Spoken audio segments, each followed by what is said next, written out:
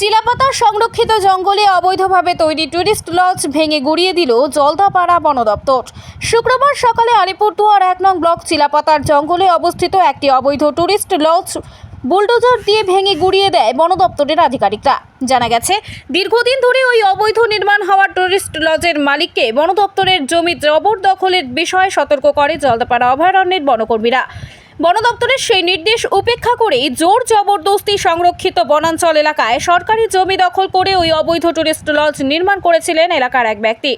সেই ঘটনায় এদিন সোনাপুর ফাঁড়ির পুলিশকে সঙ্গে নিয়ে একাধিক বুলডোজার দিয়ে অবৈধভাবে নির্মাণ ওই টুরিস্ট লজ ভেঙে গুড়িয়ে দিল বন দপ্তর। জলদাপাড়া অভয়ারণ্যের অ্যাসিস্ট্যান্ট ওয়াইল্ড লাইফ ওয়ার্ডেন বলেন, বন দপ্তরের তরফে ওই টুরিস্ট লজের মালিককে একাধিকবার সতর্ক করা হয়। বন দপ্তরের সেই নির্দেশ উপেক্ষা করেই বন দপ্তরের সংরক্ষিত জঙ্গলে অবৈধ নির্মাণ করেন ওই ব্যক্তি।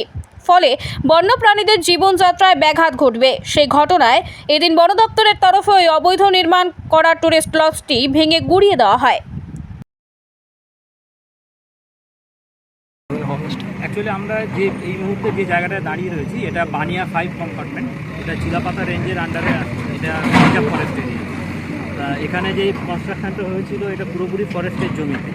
তা যে কারণে আমরা এটা আমাদের যে আইএফএতে যে প্রভিশন রয়েছে, সেই 63 এবং 72, সেই প্রভিশন অনুযায়ী আজকে আমরা এটাকে ডেমোলিশ করি। স্যার, এটা কি নির্মীয়মান ছিল না স্যার চালু ছিল? এটা না, চালু ছিল না, নির্মীয়মান ছিল। কয়টা কটেজ ছিল স্যার এখানে? প্রায় এখানে কটেজ ছিল, আপনারা যেটা দেখছেন যে 4টে মতন কটেজ ছিল, আর তার সাথে ডাইনিং আর কিচেন ছিল।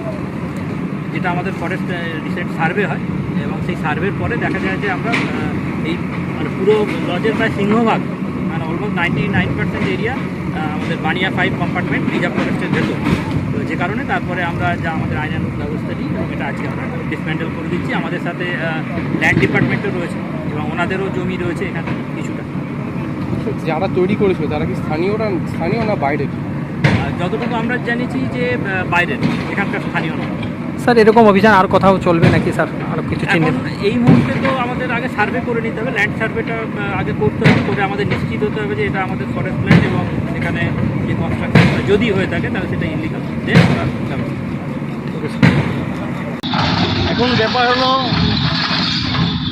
আমি ইকো ট্যুরিজম সেক্রেটারি প্রেসিডেন্ট থাকা সত্ত্বেও কে কোথায় কোন দালাল, কোথায় কোন জমিন, খাস জমিন না পাট্টা জমিন না ফরেস্টের জমিন না জোট জমিন, কিছু দেখছে না।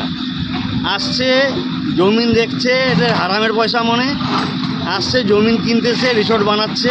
আমরা আদৌ কিছু জানি না, আমাদের সাথে কেউ যোগাযোগ করার চেষ্টাই করে না। কি ব্যাঙের ছাতার মতো জায়গা জায়গায় গজিয়ে উঠছে? একদম গাজায় এখন চিলাপাতায় 2007-এ 2টো রুম দিয়ে চালু হয়েছিল, এখন 45টা রানিং আছে, আরও 20-25টার নাকি কাজ চলছে। আদৌ মালিক কে, কোথায়কার মালিক, কলকাতার মালিক না লোকাল মালিক, আমরা কেউ কিছু জানতে পারি না। কি জমি মাফিয়া দালালরা ভরে গেছে নাকি? সেটা তো আছেই, কিন্তু যারা কিনছে, যারা ইনভেস্ট করছে, তাদেরকে দেখা দরকার কি জমিনটা সঠিক আছে কি না। জমিটা কি জোট জমিন নাকি ভেস জমিন না সরকারি জমিন, এটা তো দেখে নিতে হবে। সেগুলো কিছু দেখছে না। জানি না এদের টাকা গাছে ফলে না কোথায় ফলে, নাকি হারামের টাকা না ডাকাতির টাকা না ব্যাংক ডাকাত করে আসে বানাচ্ছে, সেটা মানে বলা এখন মানে ভাবতে পারি না আমরা। এরকম কি আরো অনেক আছে মনে করছেন? হয়তো হচ্ছে, নিশ্চয়ই একটা যখন শুরু হচ্ছে আরও হয়তো বার হইতে পারে। আপনার নাম ও কি দায়িত্বে আছেন? আমার নাম গণেশ কুমার স্যার, আমি চিলাপাতা ইকো ট্যুরিজম সোসাইটির প্রেসিডেন্ট।